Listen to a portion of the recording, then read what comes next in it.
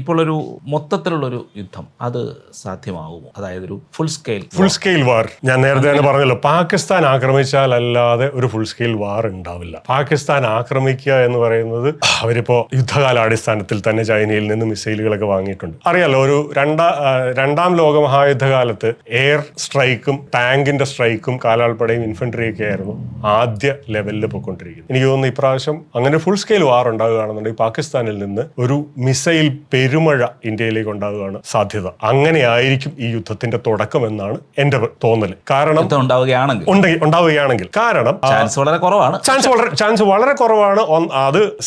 അത് തന്നെയാണ് ഇതിന്റെ പുറകിൽ ചൈനയാണ് എന്ന് പറയാനുള്ള കാരണം സാമ്പത്തികമായിട്ട് തകർന്ന് നാമാവശേഷമായി നിൽക്കുന്ന പാകിസ്ഥാൻ ലോക്കലി 1 കിലോ ആട്ടയ്ക്ക് 1 കിലോ ഗോതമ്പ് മാവിന് 300 പാകിസ്ഥാനി രൂപ കൊടുക്കേണ്ട അവസ്ഥയിലേക്ക് പണപ്പെരുപ്പവും എല്ലാം കയറി നിൽക്കുമ്പോൾ സ്വന്തമായിട്ട് ഇങ്ങനൊരു മണ്ടത്തരം കാണിക്കുമെന്ന് എനിക്ക് യാതൊരു പ്രതീക്ഷയില്ല. ഉള്ളത് പറയാമല്ലോ. അതുകൊണ്ട് തന്നെയാണ് ഇതിന്റെ പുറകിൽ ഒരാളുണ്ട്. അത് ചൈനയായിരിക്കാൻ ആണ് സാധ്യത. കാരണം പാകിസ്ഥാൻ ഇപ്പൊ ആപ്പാടെ ഒരു സഹായത്തിന് എന്ന് പറയുന്ന ചൈന മാത്രമേ ഉള്ളൂ. അതുകൊണ്ടാണ് ചൈന ആയിരിക്കും എന്ന് പറയാൻ കാരണം.